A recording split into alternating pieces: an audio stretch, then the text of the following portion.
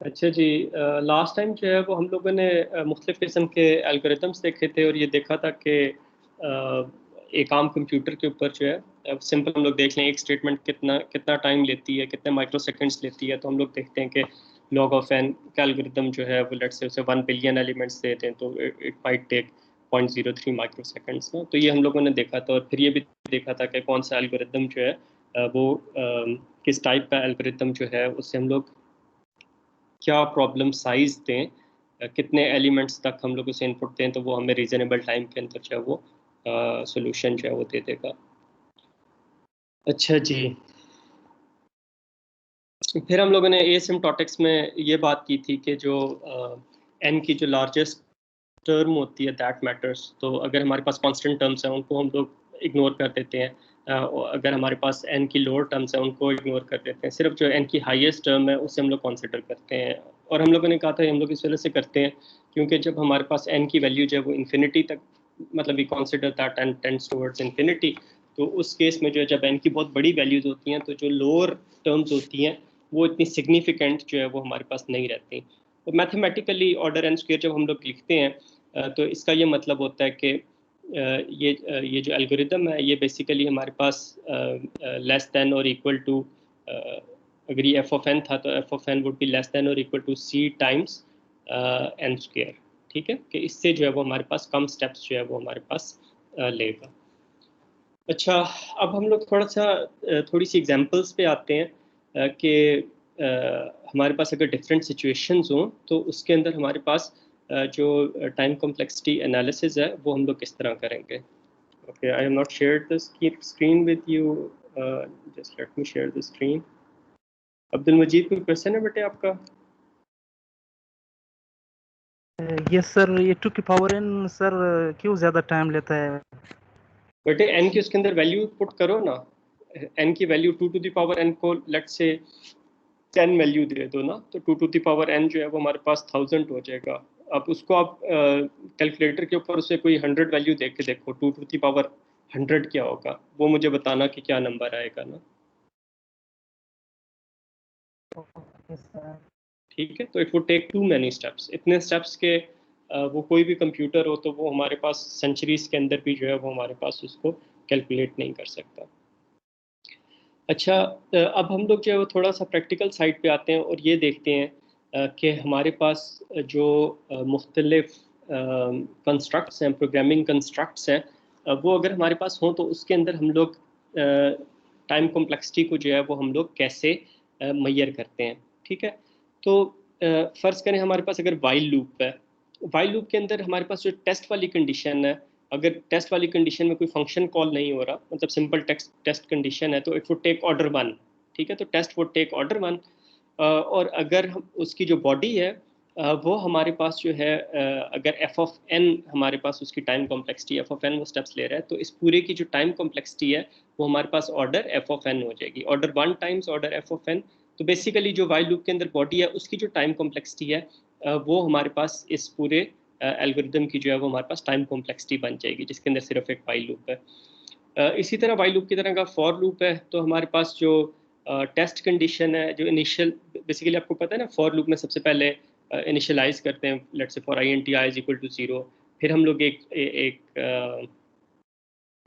Test करते हैं, एक हमारे पास कंडीशन होती है let's say i is less than N.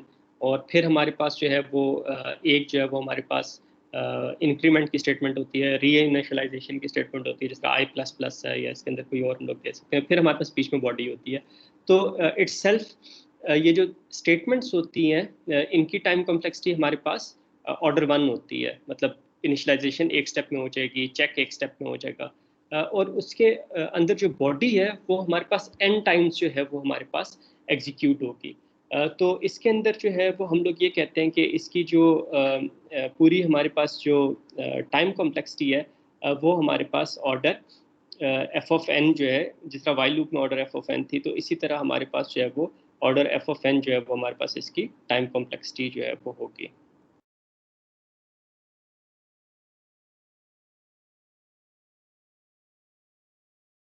अच्छा सर नहीं, इसको थोड़ा सा zoom कर दें। सॉरी, इसके अंदर ओके, जस्ट वन थिंग, एक चीज़ जो है वो मैंने स्किप कर दी है। देखें, हमारे पास बॉडी जो है, इसके अंदर हमारे पास कोई फंक्शन कॉल नहीं हो रही। हम लोग अगर इसके अंदर कोई फंक्शन को कॉल नहीं कर रहे, तो बॉडी जो है वो इटसेल्फ हमारे पास ऑर्डर 1 टाइम लेगी, ठीक है, चाहे वो वाइल लूप है चाहे फॉर लूप है हमारे पास। अगर हमारे पास फंक्शन कॉल नहीं हो रही, तो हमारे पास वो ऑर्डर 1 जो है वो हमारे पास बॉडी लेगी। मतलब 10 स्टेटमेंट्स भी हैं, तो 10 स्टेटमेंट्स को भी हम लोग कहेंगे कि वो हमारे पास ऑर्डर 1 में एग्जीक्यूट हो रही हैं। अच्छा, क्योंकि हम लोगों ने कहा था जो कांस्टेंट नंबर ऑफ स्टेटमेंट्स हैं उसको हम लोग ऑर्डर 1 से रिप्रेजेंट करते हैं। लेकिन ये हो सकता है कि इस बॉडी के अंदर, जो लूप की बॉडी है, इसके अंदर कोई फंक्शन कॉल हो रहा हो, एक फंक्शन कॉल हो रही हो, एक से ज़्यादा फंक्शन कॉल्स हो रही हो। तो लेट्स से हमारे पास इसकी जो टाइम कॉम्प्लेक्सिटी बनती है वो हमारे पास एफ ऑफ एन बनती है बॉडी की इटसेल्फ। अभी अभी मतलब लूप को जो है वो आप साइड पे रखते हैं, सिर्फ हम लोग बॉडी की बात कर रहे हैं। तो ये जो बॉडी है इसकी टाइम कॉम्प्लेक्सिटी जो है वो हमारे पास ऑर्डर एफ ऑफ एन है, ठीक है। सिर्फ मतलब अगर फर्ज करें यहाँ पे हम लोग कोई सॉर्ट का फंक्शन कॉल कर रहे हैं तो f of n n square हो सकता है। अगर हम लोग सर्च का फंक्शन कॉल कर रहे हैं, लीनियर सर्च है, तो वो हमारे पास एफ ऑफ एन जो है वो एन होगा। तो सिर्फ बॉडी की जो टाइम कॉम्प्लेक्सिटी है वो हम लोग कहते हैं कि हमारे पास ऑर्डर एफ ऑफ एन है। अब ये बॉडी कितनी मरतबा एग्जीक्यूट होगी, ये अब लूप के ऊपर डिपेंड करता है। अगर लूप जो है वो हमारे पास g of n times execute हो रही है, ठीक है, अगर लूप जो है वो हमारे पास g of n times, g of n can be n, can be n square, can be n cube, g of n जो है वो कुछ भी हो सकता है। तो हमारे पास अगर जो लूप है वो हमारे पास g of n टाइम्स चल रही है, तो इस पूरे जो हमारे पास वाइल लूप होगी, इसकी जो टाइम कॉम्प्लेक्सिटी होगी इस पूरे की, वो हमारे पास ऑर्डर लूप कितनी मरतबा चल रही है, g of n टाइम्स, ठीक है, g of n टाइम्स। और इसके अंदर जो बॉडी है वो हमारे पास कितनी मरतबा एग्जीक्यूट हो रही है, एफ ऑफ एन टाइम्स, उसकी अपनी जो time complexity of f of n times है। तो फिर जो है वो हमारे पास ओवरऑल जो इस वाइल लूप की टाइम कॉम्प्लेक्सिटी बन जाएगी, वो g of n f of n हो जाएगी। अब मिसाल के तौर पे कि ये लूप जो है वो हमारे पास एन टाइम्स चल रही है, जो कंडीशन है ये हमारे पास एन टाइम्स जो है वो हमारे पास ट्रू हो रही है, तो ये हमारे पास जी ऑफ एन क्या हो जाएगा, सिर्फ एन। और फिर हमारे पास एफ ऑफ एन क्या हो जाएगा, लेट्स से बॉडी के अंदर जो है वो हमारे पास कोई फंक्शन कॉल नहीं है। ये भी तो हो सकता है ना कि लूप के अंदर कोई फंक्शन कॉल कर रहे हैं, उस फंक्शन की इटसेल्फ टाइम कॉम्प्लेक्सिटी जो है वो हमारे पास ऑर्डर एन है, वो केस नहीं ले रहे। अगर हमारे पास जो बॉडी है वो हमारे पास उसके अंदर कोई फंक्शन कॉल नहीं हो रही, हमारे पास इस बॉडी के अंदर कोई और नेस्टेड लूप नहीं है जो एन के ऊपर डिपेंड कर रही है, तो f of n can be like 1, order 1। तो फिर n टाइम्स 1 हमारे पास ओवरऑल जो इसकी टाइम कॉम्प्लेक्सिटी बन जाएगी वो हमारे पास ऑर्डर n बन जाएगी। अच्छा, ये तो थोड़ा सा मैथमेटिकल उसके साथ था। आसान अल्फाज में आपने ये याद रखना है कि वाइल लूप या फॉर लूप के लिए देखते हैं हम लोग कि हमारे पास लूप कितनी मरतबा एग्जीक्यूट हो रही है विद रिस्पेक्ट टू n। क्या वो n टाइम्स हो रही है, क्या वो n स्क्वायर टाइम्स हो रही है, क्या वो log ऑफ n टाइम्स हो रही है, क्या वो n log of n times हो रही है, n क्यूब टाइम्स हो रही है।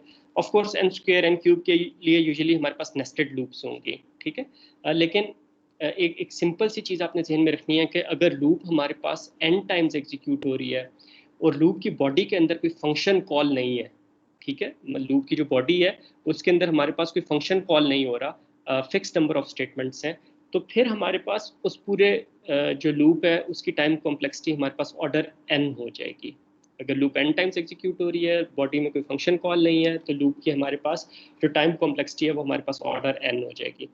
फर्ज करें कि लूप हमारे पास n टाइम्स एग्जीक्यूट हो रही है, उसके अंदर जो बॉडी है वो हमारे पास जो है वो लेट से उसके अंदर एक फंक्शन कॉल कर रहे हैं, और उस फंक्शन कॉल की जो टाइम कॉम्प्लेक्सिटी है वो हमारे पास ऑर्डर n है, ठीक है। मतलब लूप है, हर कॉल, हर आइट्रेशन के अंदर हम लोग लीनियर सर्च को कॉल कर रहे हैं, तो n हमारे पास हो जाएगी लूप की टाइम कॉम्प्लेक्सिटी, उसके अंदर एक फंक्शन कॉल कर रहे हैं ऑर्डर n का, तो ओवरऑल जो इसकी टाइम कॉम्प्लेक्सिटी हो जाएगी वो n टाइम्स n हमारे पास ऑर्डर n स्क्वायर हो जाएगी। ठीक है, ये क्लियर है? अभी इसकी कुछ एग्जांपल्स भी हम लोग देख लेंगे तो और ज़्यादा क्लियर हो जाएगा। तो आपने ये देखना होता है, दो चीज़ें देखनी होती हैं जब भी आप लूप्स को देख रहे होते हैं। एक ये कि लूप इटसेल्फ कितनी मरतबा एग्जीक्यूट हो रही है विद रिस्पेक्ट टू n, और फिर दूसरा आप ये देख रहे होते हैं कि उसके अंदर बॉडी जो है उसके अंदर कोई फंक्शन कॉल हो रहा है या नहीं हो रहा। अगर उसके अंदर कोई फंक्शन कॉल हो रहा है तो फिर उस फंक्शन की जो टाइम कॉम्प्लेक्सिटी है वो उस बॉडी की टाइम कॉम्प्लेक्सिटी हो जाएगी।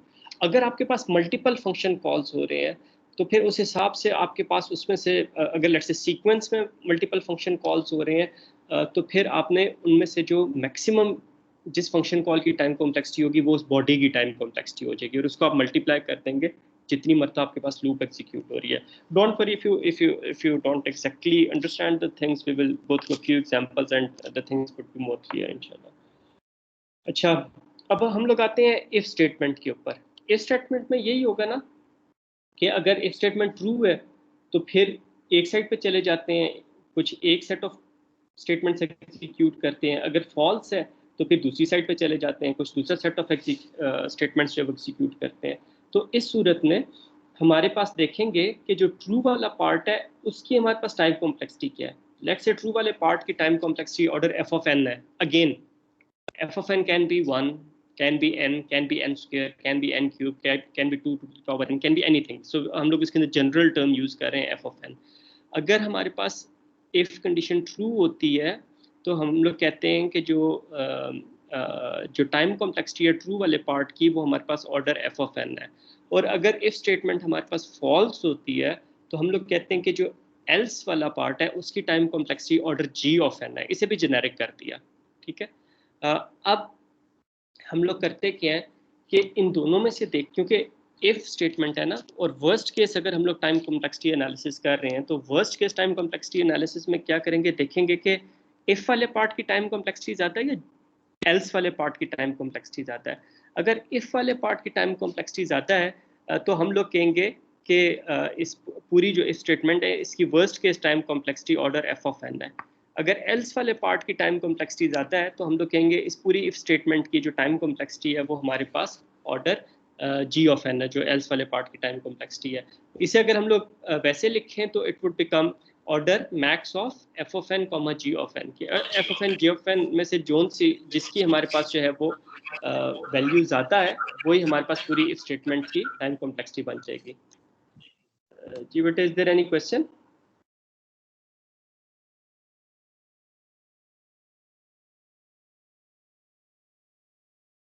ओके, अच्छा, अब अगर हमारे पास जो है वो एक ब्लॉक ऑफ स्टेटमेंट्स है, मतलब एक let's say block of statement इस तरह के उन ब्लॉक्स के अंदर कोई फॉर लूप्स है या इस तरह के हमारे पास जो है वो फंक्शन कॉल्स हो रही हैं मुख्तलिफ स्टेटमेंट्स के अंदर, तो हम लोग क्या करेंगे, जो ब्लॉक ऑफ स्टेटमेंट है हर एक ब्लॉक की टाइम कॉम्प्लेक्सिटी निकाल लेंगे। जिस तरह इसकी टाइम कॉम्प्लेक्सिटी जो है वो हमारे पास f1 ऑफ n है, सेकेंड ब्लॉक की f2 ऑफ n है, केथ ब्लॉक की एफ के ऑफ एन है। हर एक की टाइम कॉम्प्लेक्सिटी जो है वो अलग-अलग निकाल लेंगे। एसिम्प्टोटिक्स में आपको पता है कि हम लोग जो मैक्सिमम वाली चीज़ होती है उसको कंसीडर कर रहे होते हैं। तो इसमें से देखेंगे कि F1 की टाइम कॉम्प्लेक्सिटी ज़्यादा है, F2 की टाइम कॉम्प्लेक्सिटी ज़्यादा है, या F3 की FK की टाइम कॉम्प्लेक्सिटी ज़्यादा है, मतलब F3 से लेके FK तक जिसकी टाइम कॉम्प्लेक्सिटी मैक्सिमम होगी वो हमारे पास इस ओवरऑल ब्लॉक ऑफ स्टेटमेंट्स की जो है वो टाइम कॉम्प्लेक्सिटी जो है वो बन जाएगी।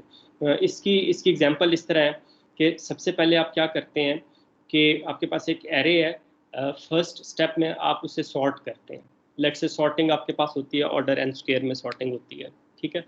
तो आप उसको जो है वो सॉर्ट करते हैं और फिर उसके बाद क्या करते हैं, उसके ऊपर एक बाइनरी सर्च का जो है वो आप उसके ऊपर करते हैं। लेट्स से बाइनरी सर्च की टाइम कॉम्प्लेक्सिटी जो है वो हमारे पास लॉग ऑफ एन है।